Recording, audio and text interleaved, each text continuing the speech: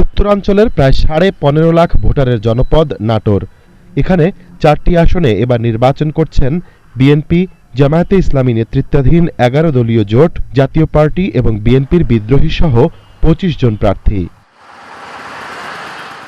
দেশের দ্বিতীয় বৃহৎ চামড়া শিল্পের জন্য বিখ্যাত নাটোর। ভারী শিল্প হিসেবে 2টি সুগার মিল ছাড়া তেমন কিছুই নেই এই জেলায়।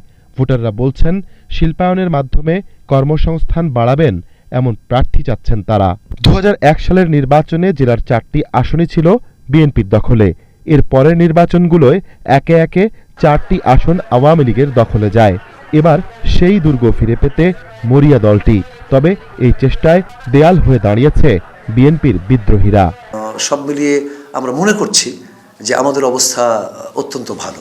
ভোটারদেরকে ভয় দেখানো হচ্ছে, থ্রেট দেওয়া হচ্ছে, বলা হচ্ছে ভোটের পর দেখে নেব, এই করব সেই করব, অনেক কথা।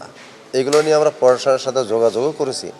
2024-এর পর পরিবর্তনের পর অনেকে দলের নাম ভাঙিয়ে যারা বিভিন্ন জায়গায় মানুষের বিপর্যস্ত করেছে, তারা তো দলতে বহিষ্কৃত হয়েছে। এই বহিষ্কৃত 2-1 বিশৃঙ্খলা করার চেষ্টা করছে। রিকশাওয়ালা, কুলি, এরকম শ্রেণীর লোকের সঙ্গে আমার বহুদিনের সম্পর্কের কারণেই হৃদ্রতা।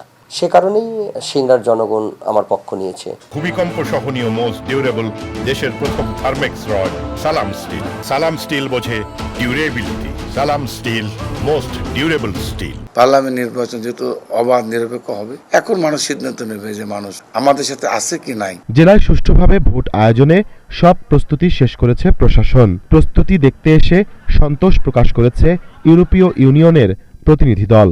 Now we will be heading out to check the polling stations as the materials are arriving. ঝুঁকিপূর্ণ যে সমস্ত কেন্দ্র আছে সেখানে আমরা বিশেষ সতর্কতা অবলম্বন করেছি। নাটোরে মোট ভোট কেন্দ্র 566টি, এর মধ্যে ঝুঁকিপূর্ণ কেন্দ্র 44টি। শান্তিপূর্ণ ভোট আয়োজনে আইন শৃঙ্খলা রক্ষাকারী বাহিনী এবং প্রশাসনের রয়েছে কড়া নজরদারি। জয়ের ব্যাপারে প্রার্থীরা আশাবাদী হলেও ব্যালটে শেষ কথা বলবেন ভোটাররাই। ইমদাদুল্লাহ বাবু, ATN বাংলা, নাটোর।